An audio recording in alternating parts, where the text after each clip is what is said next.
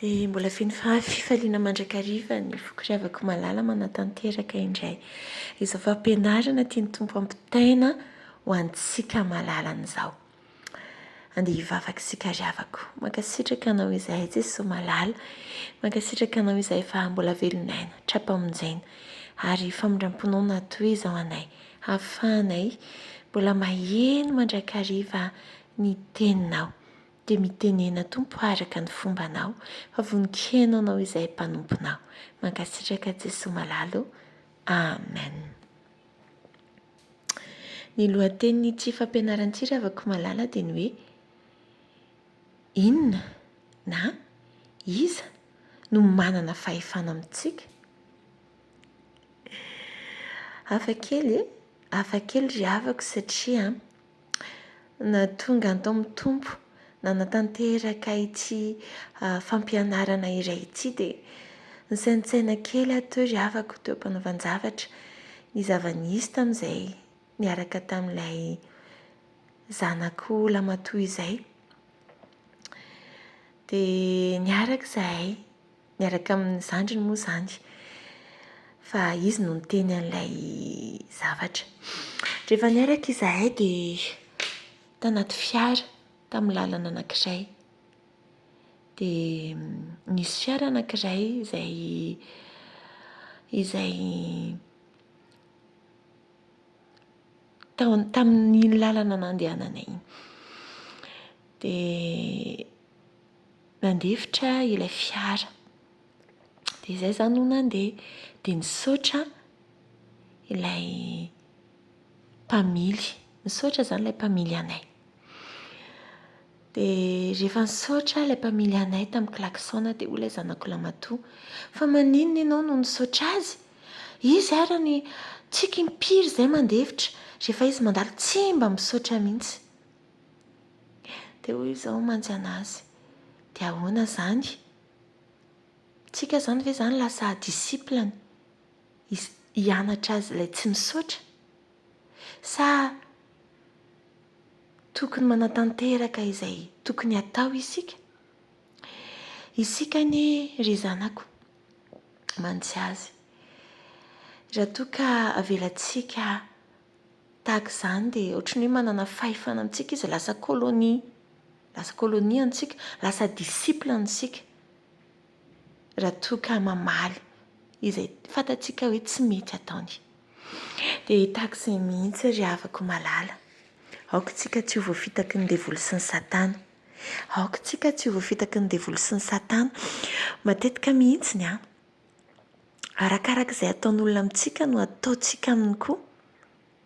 Nefa miteny ny eo amin'ny ohabolana 2:22 aza manao hoe araka izay nataony tampo no ataoko aminy kosa. Andraso Jehova, izy no amaly. Ohatran'ny hoe fahazarantsika mihitsy ry havako malala rehefa arakaraka izay ataon'ny olona izay no sitritsika azy. Dia tahaka ilay teneniko tamin'ilay zanako lamatoa hoe lasa disiplina n'ilay olona izany tsika. Satria mianatra ny fanaony. Manaraka ny fanaony izao toa izao isika fa tsy manaraka izay sitrapon'Andriamanitra. Izany nahatonga ilay lohateny voalohany hoe iza ary izany no manana fahefana amintsika. Rehefa manao zavatra tahaka izany isika ry havako malala dia tadidio fa ny devoly sy ny satana izay miasa ao anatin'ireny olona ireny no manana fahefana amintsika.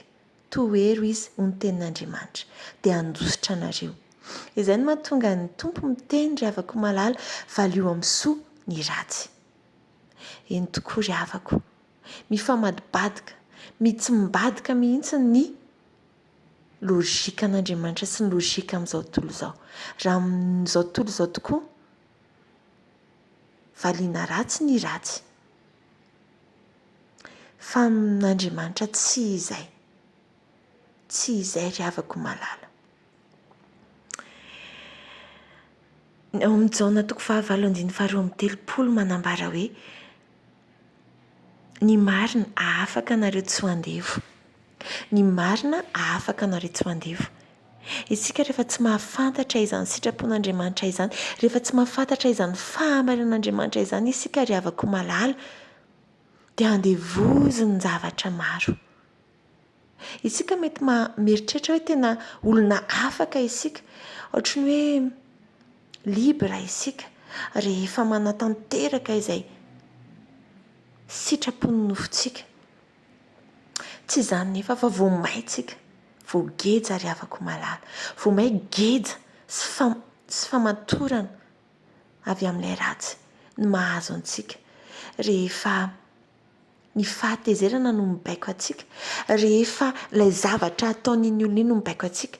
Alaiko sary an-tsaina ry avako malala zany vao maraina zany sika dia tena belle journée androany, tena tsara ity journéako ity androany, dia mivoaka tsika.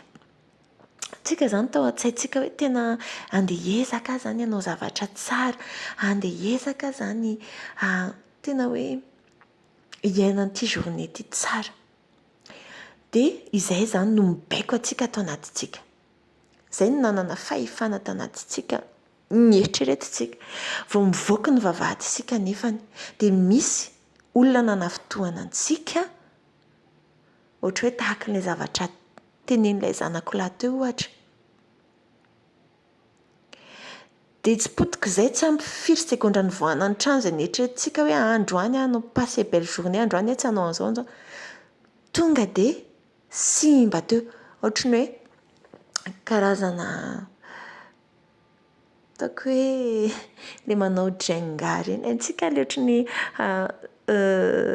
bloc kely fampitaingitaingana ireny, dia azo sary an-tsaina ohatra ny rodana teo ilay eritreretintsika ny zavatra tsara.